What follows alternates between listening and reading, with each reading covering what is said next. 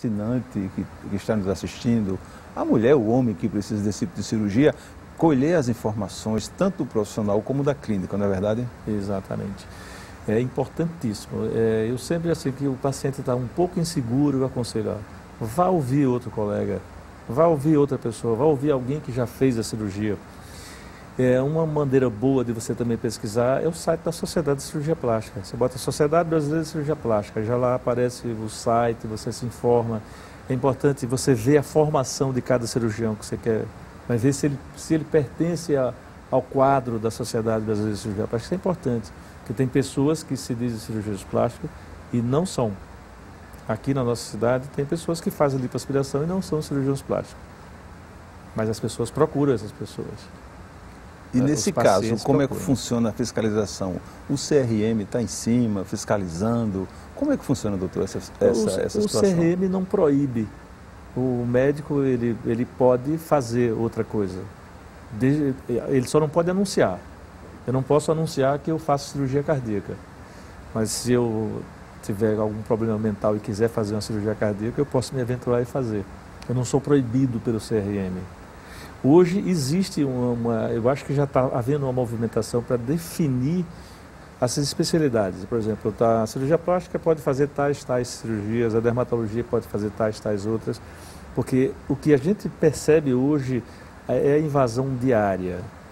Por exemplo, não vou citar não porque é meio complicado isso, mas algumas especialidades que fazem cirurgia plástica e a gente sabe que às vezes isso é uma desvirtuação, a busca do dinheiro. Vão fazer porque a cirurgia plástica ainda é uma especialidade que tem doente particular, doente privado. Então, a pessoa às vezes sai um pouquinho da sua especialidade, se arrisca a fazer a outra, porque tem uma compensação financeira. Infelizmente, isso é triste, né, doutor? Isso é triste porque o paciente ele não sabe, ele vai ao qualquer médico, um exemplo, ele naquele momento ele é orientado a fazer aquele tipo de cirurgia com aquele profissional e aquele profissional não entende daquela área. Fica complicado, não fica? É complicado. Olha, na cirurgia plástica, vamos falar da minha área, que você faz 2 anos de cirurgia geral, depois você faz mais 3 de cirurgia plástica e ainda faz subespecialidade. Por exemplo, você faz cirurgia plástica, depois resolve fazer cirurgia maxilofacial. Aí você faz mais 1 ano, são 6 anos de faculdade, mais 6 anos, 12 anos de formação.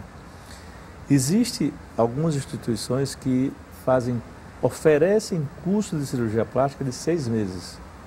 E esses profissionais voltam para a cidade e vêm fazer as mesmas cirurgias que nós aprendemos a fazer em 12 anos. Então é um contrassenso.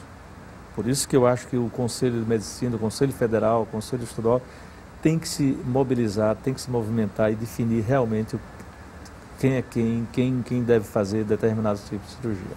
E o senhor acha que essa mobilização que existe hoje pela Sociedade Brasileira de Cirurgia Plástica, o senhor acha que em curto tempo vai ser resolvido esse caso? Curto não, porque no Brasil a gente sabe que as coisas não andam tão rápido assim, mas eu acho que uma hora vai definir. O que é que acontece? Se eu começo a entrar na área da ortopedia, vamos sentar como exemplo, eu começo a fazer ortopedia e começo a ter maus resultados. O que é que vai acontecer? Vai se espalhar na população que a ortopedia do meu estado é uma porcaria, que ela é de má qualidade, começa todo mundo. Então, os próprios ortopedistas que têm uma boa formação, eles vão me denunciar, eles vão tentar de qualquer forma me impedir de entrar na especialidade dele. Então, acontece a mesma coisa com a cirurgia plástica. A gente não quer, por exemplo, que nós falamos de lipoaspiração. Por que é que o pessoal tem esse medo hoje da lipoaspiração? Porque especialistas de outras áreas, mal preparados, tiveram acidente e comprometeram uma técnica que é uma técnica que se usa todo dia. O Brasil inteiro, os Estados Unidos, a França, tudo usa lipoaspiração.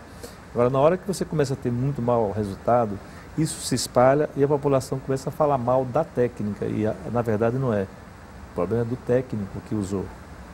Entendeu? Então, existe a mobilização das especialidades e isso vai fazer com que o Conselho Federal, os órgãos competentes, tomem alguma providência para que se defina quem deve fazer o quê. Você está na TNH1 TV, o programa é Saúde e Você. Entrevistamos hoje o doutor Luiz Alberto, ele é cirurgião plástico. Doutor, vamos ao intervalo comercial e voltamos daqui a pouco, tá certo? Você que está em casa, não sai daí, rapidinho.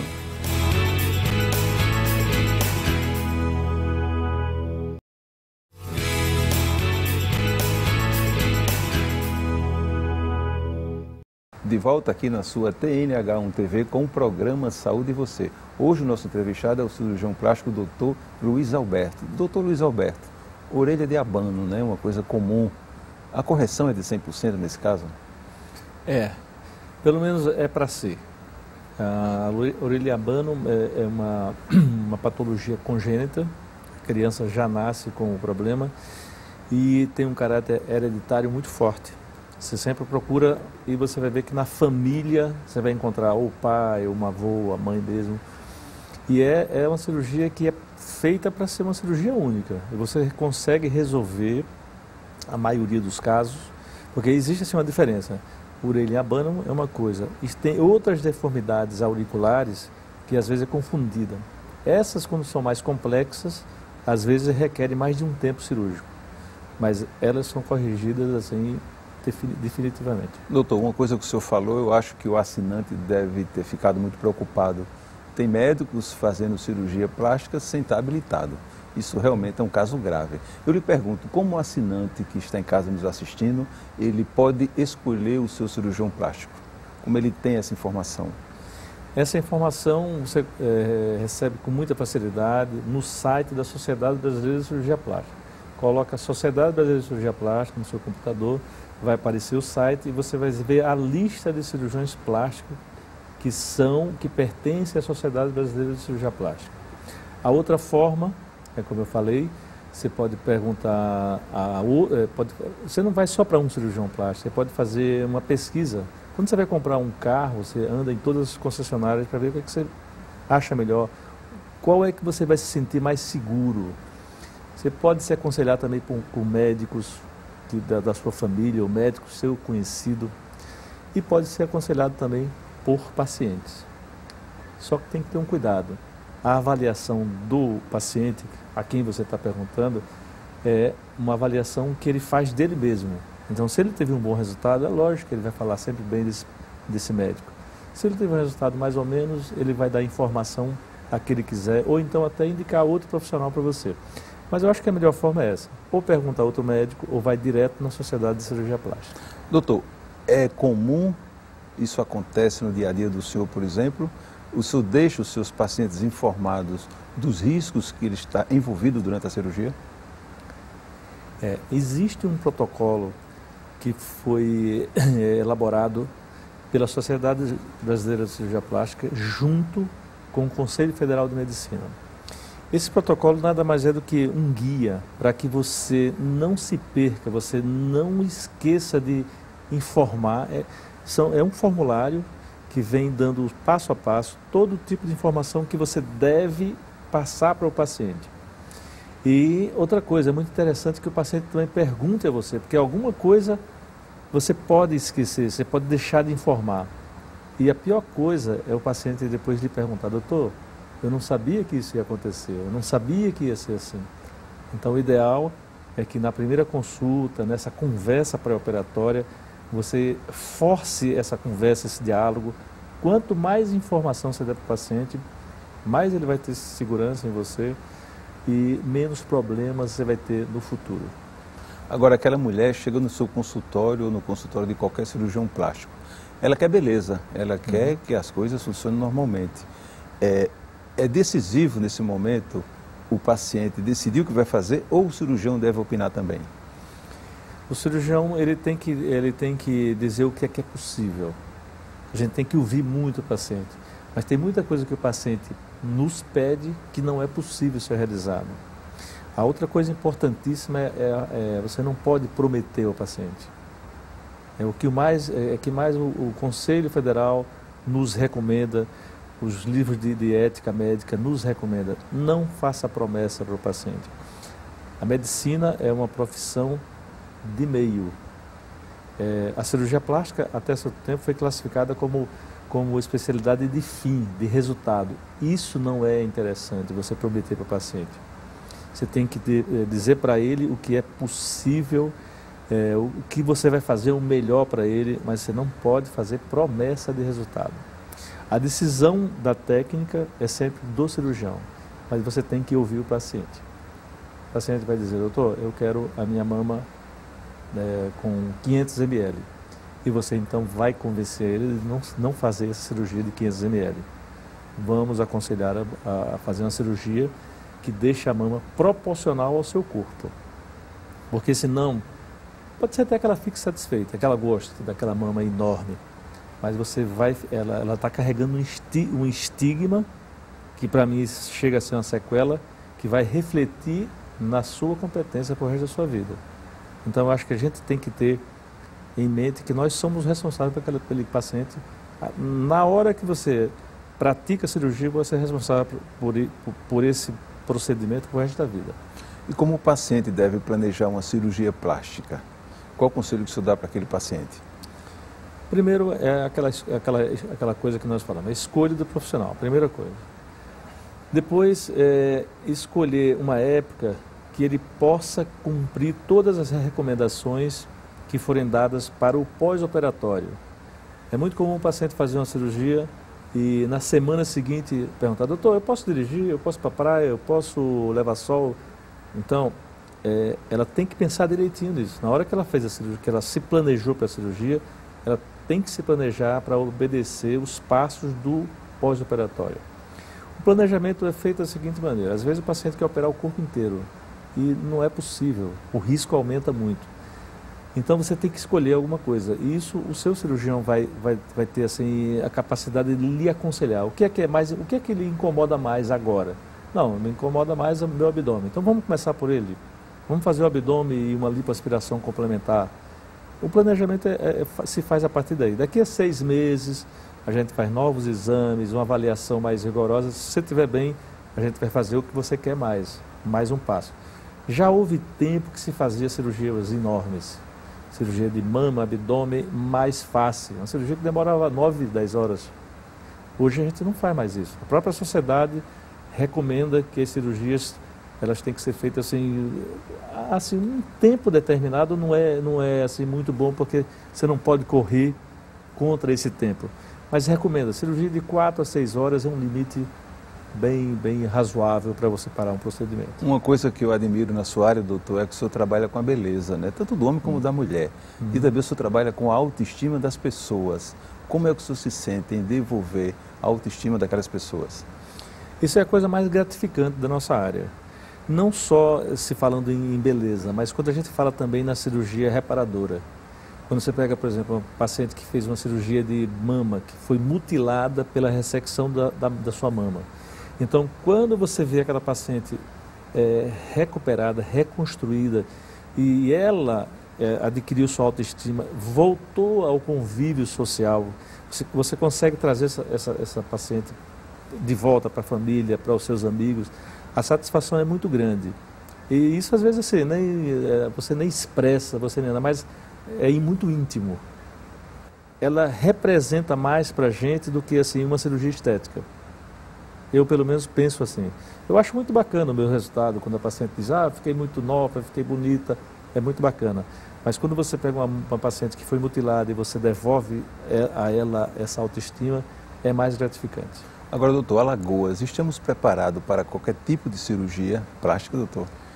As cirurgias estéticas, todas elas nós estamos preparados. Algumas cirurgias plásticas reparadoras, há uma certa limitação. Por exemplo, as microcirurgias, elas são cirurgias que requer muito equipamento, um microscópio, você tem que ter uma equipe muito grande. Por exemplo, a microcirurgia para um reimplante de um membro.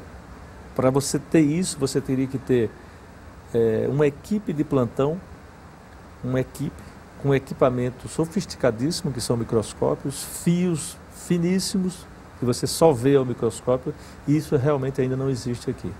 Mas as outras cirurgias, basicamente, nós temos todas aqui. Uma pergunta que eu vou lhe fazer, porque eu não posso deixar, até mesmo porque o assinante deve estar curioso nesse momento. De vez em quando a gente noticia fatos interessantes e óbitos acontecendo durante uma cirurgia plástica. Onde é que está o erro, doutor, nesse caso? Aí vamos voltar ao que nós falamos, né? vamos ver, aonde foi realizada a cirurgia plástica? Em que local foi realizada? Qual é o porte dessa cirurgia? Essa cirurgia é uma cirurgia de médio porte? É uma cirurgia que foi feita com anestesia local e uma sedação? É uma cirurgia que aí é uma cirurgia de grande porte? Mama, abdômen, lipoaspiração, mais alguma coisa? Aonde é que foi realizada? É isso que nós temos que analisar. E nós vamos ver que grande parte desses óbitos, do que nós temos visto ultimamente, tem alguma falha nesse sentido. Ou de um médico mal preparado. Não é à toa, não é assim, não, vamos dizer, foi um acidente. É muito simples a gente dizer assim, foi um acidente. Acidentes acontecem, a gente sabe que acontece.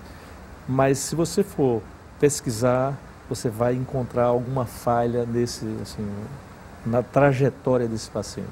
Ou foi um hospital mal preparado, ou foi uma droga dada em excesso, ou foi um médico mal preparado também.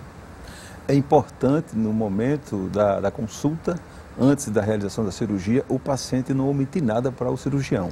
Isso eu acho que é muito importante, não é? Isso acontece, doutor? Isso é o ideal, mas boa parte do paciente, ele esconde alguma coisa. A gente tem pacientes que têm alergia, às vezes eles não dizem.